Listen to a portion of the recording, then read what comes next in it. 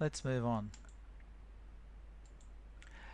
Now, what we have, we can use this table here to help us figure out some probabilities. So we could say, what is the probability of a person playing soccer and netball? So we could say probability of soccer, it's doing an S, and netball. And we could see that would be that 4, and it would be equal to 4 out of our total 40. And we could simplify that to be 1 out of 10.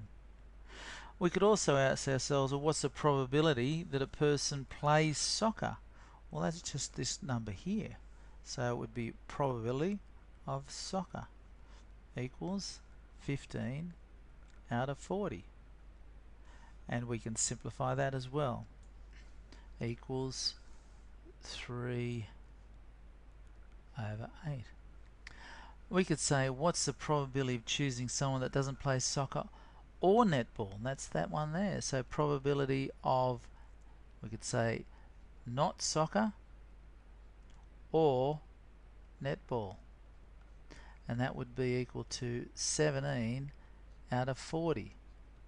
And I don't think that can be simplified any further. So that helps us to work out the probability of some of those events. Let's move on. Now, this is how we use a two-way table to make a Venn diagram. This box around the outside here, that represents the universe, or the universe as far as those people who play soccer and netball. So our universe contains 40 people. Alright, now the first thing we need to know is, where do these numbers go?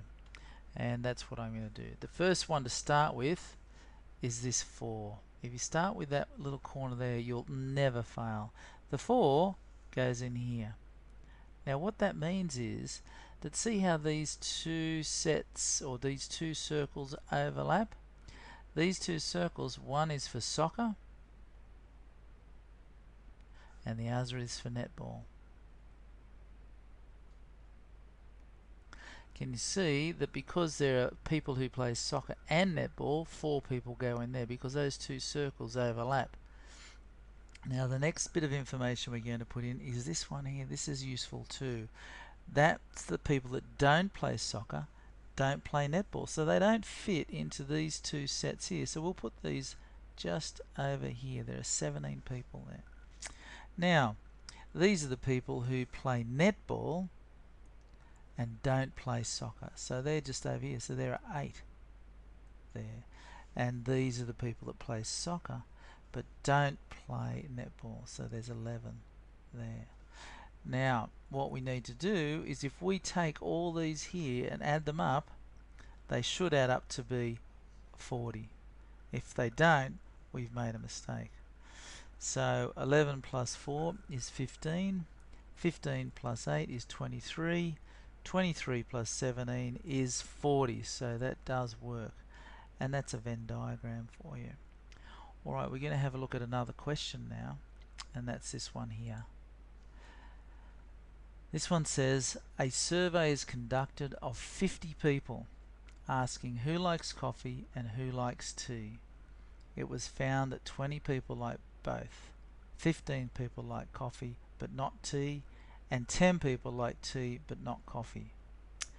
Very important, boys and girls, that when you look at these questions, you don't get overwhelmed by the question. There's a lot of words and a lot of numbers, so we just take our time to read it slowly. Let's underline the important words. The first important word is that there were 50 people altogether. Now remember, I talked about our universe. There are going to be 50 people in that universe. And they are asked who likes coffee and who likes tea.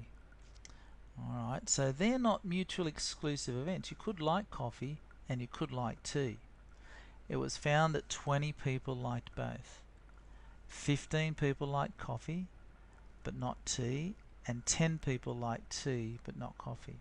So how many people like neither tea nor coffee? Alright, so let's have a go at that over here. So this is A. Having trouble with my pen here. A. Alright, so if we know that there are 50 people, so that's 50 minus 20. Okay, because 20 liked both. So that was 20, so there's 50. And 15 people like coffee but not tea, so that's minus another 15. And 10 people like tea but not coffee, so that's minus another 10. So they're all the people that liked coffee, or they liked tea, or they liked both. Now when you subtract all those, 50 minus 20 is 30, 30 minus 15 is 15, 15 minus 10 leaves us with 5 people didn't like tea or coffee. Alright, let's have a look at B. It says represent the findings in a Venn diagram. Okay. Alright, here's my Venn diagram. Now, the first thing, we know there are 50 people in this universe. Okay, and we know that it was found that 20 people like both coffee and tea. Well, the first thing I'm going to do is call this one coffee. And I'm going to call this tea. Tea. Now we know that there were 20 people like both, so 20 goes in here because 20 like both tea and coffee. 15 people like coffee but not tea, so I put 15 here.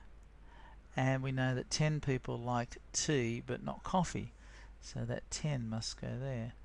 And remember that there were 5 that didn't like coffee or tea, so I'll put those down here. Now let's see, all of those when we add them together should add up to be 50. 15 plus 20, well, that comes out to be 35. 35 plus 10 is 45. 45 and 5 is 50. So that's right. So that Venn diagram, B, that's correct. Now, C. How many people surveyed liked tea? Well, we've got these 10 people here like tea, but these 20 people also like tea. So it's 10 plus 20 equals 30. So 30 people liked tea. And now we're up to D. How many people liked both coffee and tea? Alright, well, coffee and tea is that one there, so that's just 20. And E. How many people like coffee or tea? Or both? Coffee or tea or both? Well, that represents coffee, so that's 15. Tea or both, plus 20. That comes out to be 45. F. Represent the surveys or survey findings in a two-way table. Alright.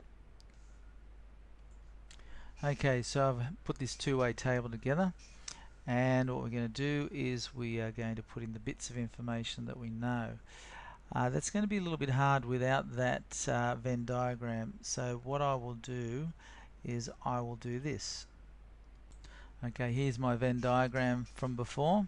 Now, remember that I have my total number of people surveyed was 50, so I put the 50 down there. Okay, start with that and you'll never go wrong. Now we remember that we had 15 people who liked coffee and 20 people who like coffee and tea, so we'll put that 20 there. We also had 10 people that liked tea but didn't like coffee, so that's 10 people liked tea but didn't like coffee. 10 total equals 30. Alright, that means that this on here, 30 plus what gives me 50, that's got to be 20. Alright, now we know that there were 15 people that liked coffee but disliked tea, so that's 15. So I'll put that there. And now we also know that there were the rest disliked coffee and disliked tea. Those were these ones over here. That was 5. 15 plus 5 equals 20. 10 plus 5 equals 15. 20 plus 15 equals 35. 35 plus 15 equals 50. And that is our two-way table complete. Okay, so this is example 6, and it says consider the two-way table below showing the eating and sleeping preferences of different animals at the zoo. Well, first thing to have a look at is how many animals did they check? There were 100. And it seems like the mutually exclusive events were eats meats, doesn't eat meat, sleeps during the day, only sleeps at night. So we have a look at A here. It says for a randomly selected animal, find animals that only sleep at night. Okay, well, the ones that only sleep at night is this row here, and there are 68 of those altogether. So what we're going to do is we'll write that down here. 68, don't know why that does that, 68 out of 100. And we can simplify that. You can use your calculator there.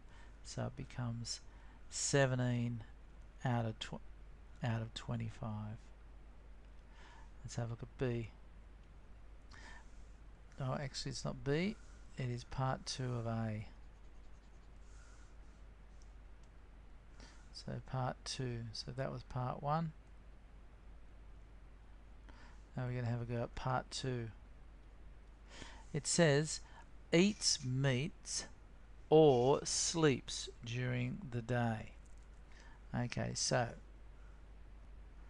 alright, so eats meat or sleeps during the day. So here's the first one, so it's 20.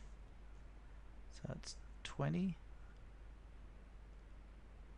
plus, so sleeps during the day. This one is, and you say it doesn't eat meat though, but doesn't have to. It says eats meat or sleeps during the day. So that one eats meat and it's sleeping during the day there. So it's 20 plus 12 plus, here's another one that eats meat. That's 40 plus 40. Are there any other that sleeps during the day or eats meat? No. So they're the numbers. So we add those up, and 20 plus 12 comes out to be 32 plus 40 equals 72 over 100. And we simplify that, and it becomes 18 over 25. Okay, that was A. Now we're going to have a look at B. B says, okay, this is if an animal is selected at random, what is the probability that it eats meat? What's the probability it sleeps during the day? So it's from this column here that we're working. So it eats meat. And what's the probability it sleeps during the day? Well, it's 20. But it's not out of 100, it's out of 60. Because we've already eliminated everything else. So it eats meat. And so the answer is 20 out of 60, which is the same as 2 over 6, which is equal to 1 over 3. Okay, last one, C. What's the probability that an animal sleeps during the day, what is the probability that an animal that sleeps during the day does not eat meat? Alright. Okay, so if it's an animal that sleeps during the day, so that's this row here.